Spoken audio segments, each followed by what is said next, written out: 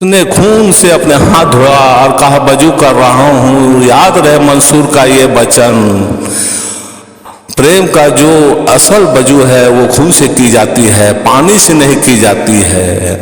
और जो अपने खून से वजू करता है वो नमाज में प्रवेश करता है।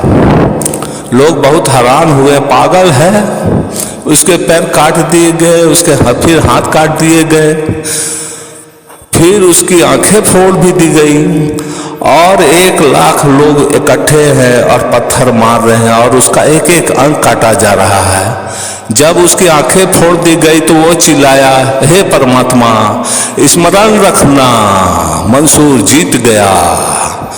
लोगों ने पूछा क्या बात है, किस बात में जीत गए? उसने कहा परमात्मा को कह रहा हूँ कि परमात्मा स्मरण रखना कि मंसूर जीत गया।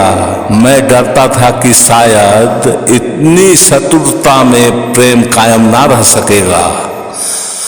ये स्मरण रखना परमात्मा कि मंसूर जीत गया, मेरा प्रेम अब भी कायम है। इन्होंने मेरे साथ जो किया है वो मेरे साथ नहीं कर पाए, इन्होंने जो मेरे साथ किया है वो मेरे साथ नहीं कर पाए। प्रेम कायम है, यही मेरी प्रार्थना है, यही मेरी इबादत है। उस वक्त भी हंस रहा था, उस वक्त भी मस्त था। लोग मौत के सामने खुश रहे, हंसते रहे और हम जिंदगी के सामने रोते हुए उदास बैठे हुए हैं। ये गलत है। कोई उदास रास्ते, कोई विषा से भरा हुआ चित्त कोई बड़े अभियान नहीं कर सकता। अभियान के लिए उत्फुल्ल, अभियान के लिए बड़े आनंद से भरा हुआ चित्त तो 24 घंटे उत्फुल्लता को साधिए। ये सिर्फ आदतें हैं, उदासी एक आदत है जिसे आपने बना लिया है। उत्फुल्लता एक आदत है, उसे आप बना सकते हैं। उत्फुल्लता को बनाए रखने के लिए जरूरी है जिंदगी का वो हिस्सा देखिए जो प्रकाशित है, वो हिस्सा नहीं जो अंधेरे से भरा है। मैं अगर कहूँ कि मेरा एक मित्र है और वो बहुत अद्भुत गीत गाता है, बहुत अद्भुत बांसुरी बजाता है, तो आप मुझसे कहेंगे होगा ये क्या बांसुरी बजाएगा, इसको तो हमने कभी शराब खाने में शराब पीते हुए देखा है। मैं अगर आपसे कहूँ अब मेरा एक मित्र बहुत अद्भुत बांसुरी बजाता है, ये क्या बांसुरी बजाएगा, हमने तो इससे शराब खाने में शराब पीते देखा है। ये अंधेरा देखना है। अगर मैं कहूँ कि मेरे मित्र हैं शराब पीते हैं और आप मुझसे कहेंगे होगा लेकिन ये तो अद्भुत बांसुरी बजाते हैं, तो ये जिंदगी के आप प्रकाशित पक्ष को देख रहे हैं। जिसको खुश होना है वो प्रकाश देखे, जिसको खुश होना है वो ये देखे कि 2 दिनों के बीच में एक रात है, और जिसको उदास होना है वो देखे कि 2 रातों के बीच में एक दिन है। हम कैसा देखते हैं जिंदगी को, वैसा हमारे भीतर कुछ विकसित हो जाता है। तो जिंदगी की अंधेरे पक्ष को ना देखें, जिंदगी के उजाले पक्ष को देखें। जब मैं छोटा था, जब मेरे पिता गरीब थे, उन्होंने बड़ी मुश्किल से एक अपना मकान बनाया। गरीब भी थे, ना समझ भी थे, क्योंकि उन्होंने कभी मकान नहीं बनाया था। उन्होंने बड़े ही मुश्किल से एक मकान बनाया।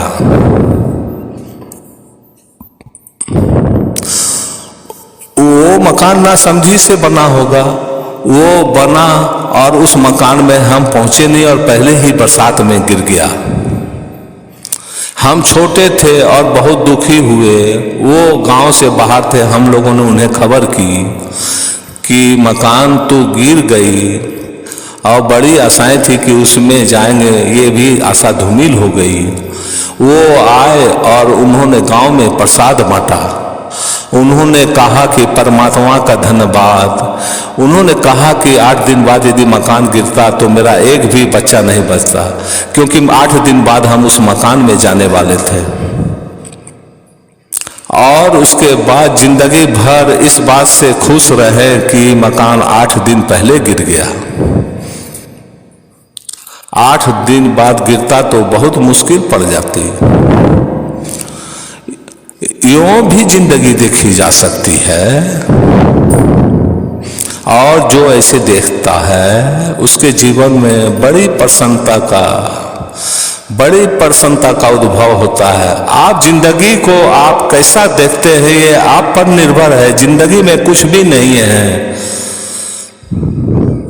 आप देख लें तो आपकी एटीट्यूड, आपकी समझ, आपकी पकड़ और आपकी दृष्टि ही सब बनाती है और बिगाड़ती है। आप अपने से पूछिए कि आप क्या देखते हैं।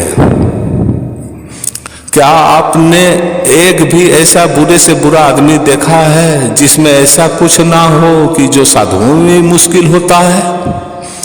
क्या आपने ऐसा बुरा से बुरा आदमी भी देखा है जिसमें एक भी ऐसी चीज ना मिल जाए जो साधुओं में मुश्किल होती है?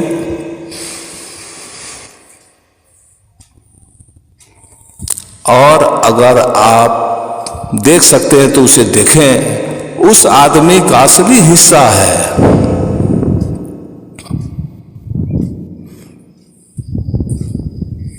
और जिंदगी में चारों तरफ खोजें किरण को, प्रकाश को। उससे भीतर, आपके भीतर किरण और प्रकाश होगी। इसे प्रमोदिता कहते हैं। तीसरा भाव है कि हम प्रसन्न रहें। हम इतने प्रसन्न हों कि हम मौत को और दुख को गलत कर दें। हम इतने आनंदित हों कि मौत सिकुड़ के मर जाए, पता भी ना चले कि मौत और दुख भी है। जो इतनी प्रफुल्लता और आनंद को अपने भीतर संजोता है वो साधना में गति करता है। साधना के गति के लिए बहुत जरूरी है। एक साधु हुआ, वो जीवन भर इतना प्रसन्न था कि लोग हैरान थे। लोगों ने उसे कभी उदास नहीं देखा, कभी पीड़ा में नहीं देखा। उसके मरने का वक्त आया और उसने कहा कि मैं अब 3 दिन बाद मर जाऊंगा। और ये मैं इसलिए बता रहा हूं कि तुम्हें स्मरण रहे, जो आदमी जीवन भर हंसता था उसके कब्र पर कोई रोए नहीं। मैं इसलिए बता रहा हूं कि जब मैं मर जाऊं तो इस झोपड़े में कोई उदासी ना आए। यहाँ हमेशा आनंद था, यहाँ हमेशा खुशी थी। इसलिए मेरी मौत को उत्सव मनाना, मेरी मौत को दुख मत मनाना, मेरी मौत को उत्सव मनाना। लोग बहुत दुखी हुए। ये अद्भुत आदमी है, और जितना अद्भुत आदमी है उसके प्रेम करने वाले उसे बहुत थे। वो 3 दिन पहले से ही इकट्ठे होने चालू हो गए। उसने मरते वक्त तक लोगों को हंसा रहा था, अद्भुत बातें कह रहा था, उनसे प्रेम की बातें कर रहा था। सुबह मरने से पहले उसने एक गीत गाया, और गीत गाने के बाद उसने कहा, स्मरण रहे मेरे कपड़े मत उतारना, मेरे चिता पर मेरे पूरे शरीर को चिता पर चढ़ा देना, मुझे नहलाना मत, मेरे कपड़े उतारना मत। उसने कहा, आदेश था। उसे कपड़े समेत चिता पर जला दिया गया।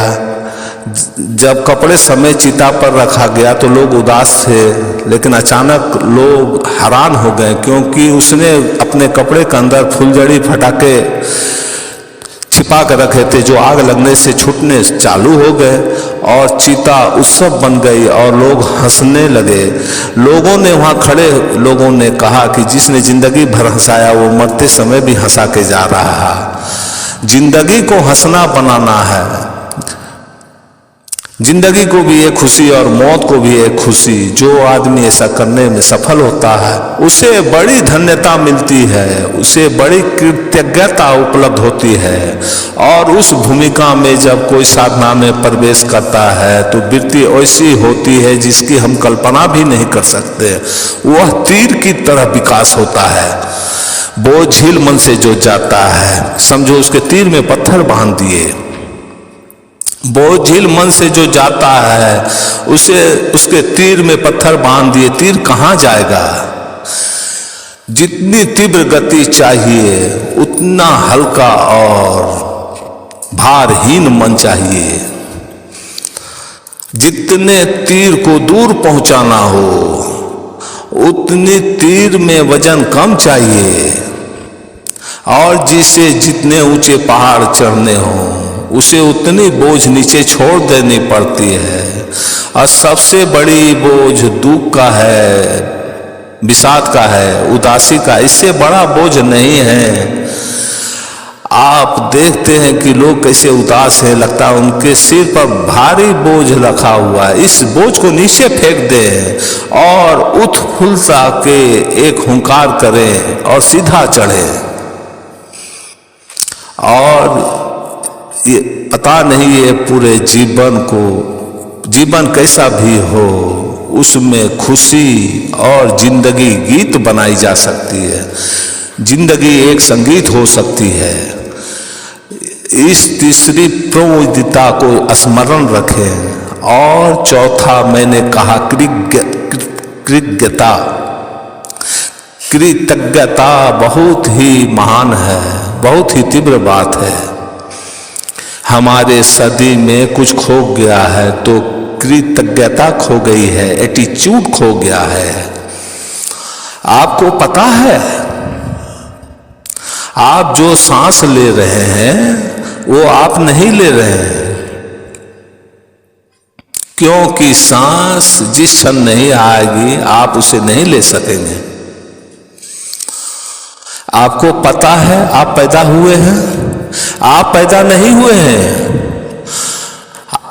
आपका सचेतन कोई हाथ नहीं है, आपका कोई निर्णय नहीं है। आपको पता है कि छोटी सी देह जो आपको मिली है बड़ी अद्भुत है। ये सबसे बड़ा मेरिकल है इस धरती पर। आप थोड़ा सा खाना खाते हैं और आपका ये छोटा सा पेट इसे पचा देता है, ये बड़ा मेरिकल है। अभी बहुत वैज्ञानिक विकास हुआ है, लेकिन अब भी हम बहुत बड़े कारखाने खड़ा करें, बहुत विशेषज्ञ लगाएं, फिर भी एक रोटी को पचाकर खून बना देना मुश्किल है। एक रोटी को पचा देना, खून बना देना बहुत मुश्किल है। ये शरीर आपका एक मेरिकल कर रहा है। 24 घंटा छोटा सा शरीर, थोड़ी सी हड्डियां, थोड़ा सा मांस। वैज्ञानिक कहते हैं मुश्किल से 4 रुपया 5 रुपया का सामान है इस शरीर में।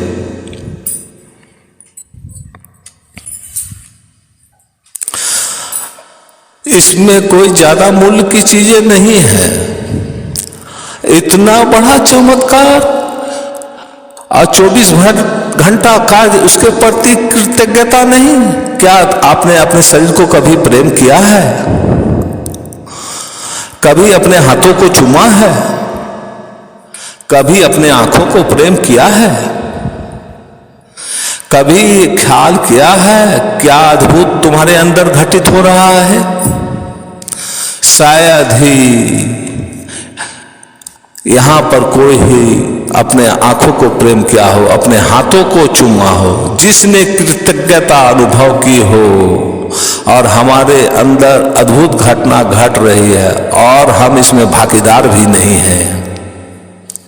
अपने शरीर के प्रति सबसे पहले कृतज्ञ हो जाएं। जो अपने शरीर के प्रति कृतज्ञ है वो दूसरों के शरीरों के प्रति भी कृतज्ञ हो सकते हैं।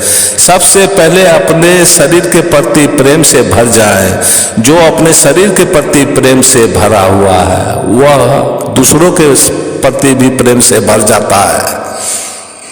वो लोग अधार्मिक है जो आपको शरीर को दमन करने का बात सिखाते हैं। वो लोग अधार्मिक हैं जो कहते हैं कि शरीर दुश्मन है, दुष्ट है, ऐसा है, वैसा है, शत्रु है। शरीर कुछ भी नहीं है, शरीर बड़ा चमत्कार है और शरीर अद्भुत संयोग है। इसके प्रति कृतज्ञ हों।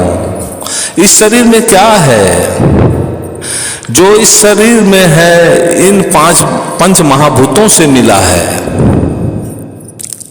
इस शरीर के प्रति कृतज्ञ हों, इन पंच महाभूतों के प्रति कृतज्ञ हों।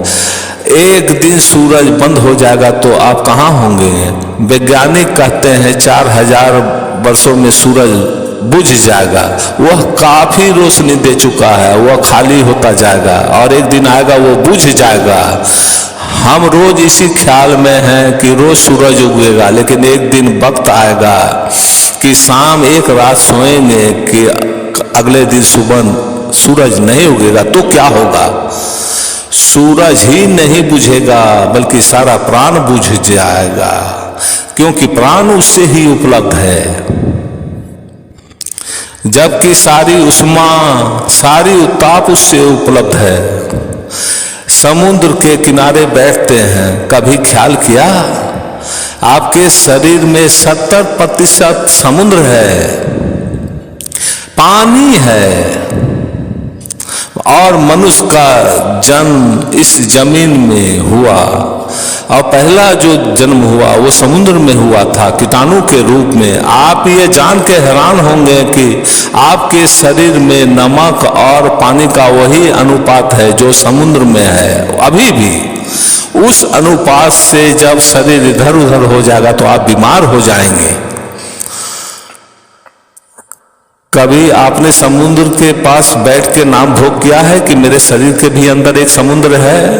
मेरे भीतर जो हिस्सा है समुद्र का, उसके प्रति मुझे समुद्र का कृतज्ञ होना चाहिए। सूरज की रोशनी मेरे भीतर है, उसके प्रति कृतज्ञ होना चाहिए। हवाएं मेरे प्राण को चला रही है, उसके प्रति कृतज्ञ होना चाहिए। और आकाश, पृथ्वी मुझे बनाते हैं, उनके प्रति कृतज्ञ होना चाहिए। इस ग्रेटिट्यूड को मैं दिव्य कहता हूं। इस कृतज्ञता के बिना कोई आदमी धार्मिक नहीं हो सकता और कृतज्ञ मनुष्य क्या धार्मिक होंगे। इस कृतज्ञता को अनुभव करें निरंतर, आप हैरान हो जाएंगे। ये आपको इतनी शांति से भर देगी कृतज्ञता, इतने रहस्य से। तब आपको एक बात का पता चलेगा, मेरी क्या सामर्थ्य थी कि ये चीजें मुझे मिली और ये सारी चीजें मुझे मिली। इसके लिए आपके मन में धन्यवाद होगा, इसके प्रति आपके मन में धन्यवाद होगा। जो आपको मिला है उसके प्रति कृतज्ञता का बोध होगा। तो और कृतज्ञता को ज्ञापित करने का, कृतज्ञता को विकसित करने का उपाय करें, इससे साधना में गति होगी। और ना केवल साधना में बल्कि जीवन बहुत भिन्न हो जाएगा। जीवन बहुत भिन्न हो जाएगा, जीवन बहुत दूसरा हो जाएगा। क्राइस्ट को सूली पर लटकाया तो क्राइस्ट मरने लगे तो उन्होंने कहा कि हे परमात्मा इन्हें क्षमा कर देना, इन्हें क्षमा कर देना। और दो कारणों से क्षमा कर देना। एक, ये नहीं जानते कि ये क्या कर रहे हैं, इसमें इनकी करुणा थी। और इस कारण से कि मेरे और तेरे बीच जो फासला था इन्होंने पाप करके गिरा दिया। परमात्मा और मेरे बीच जो फासला था इन्होंने गिरा दिया, इसलिए इनके प्रति कृतज्ञता है। तो जीवन में सतत कृतज्ञता का स्मरण पूर्वक व्यवहार करें। आप पाएंगे कि जीवन बहुत अद्भुत हो जाएगा और 4 बातें मैंने कहा शुद्ध भाव के लिए, मैत्री, करुणा, प्रमोदिता और कृतज्ञता, और बहुत बातें हैं, लेकिन ये 4 काफी हैं। इस पर विचार करें तो शेष सब इनके पीछे चली आएंगी। इस भांति भाव शुद्ध होगा। मैंने आपको बताया शरीर कैसे शुद्ध होगा, विचार कैसे शुद्ध होगा, भाव कैसे शुद्ध होगा। अगर ये 3 ही हो जाएं तो भी आप अद्भुत लोक में प्रवेश कर जाएंगे। अगर ये 3 ही हो जाए तो बहुत कुछ हो जाएगा।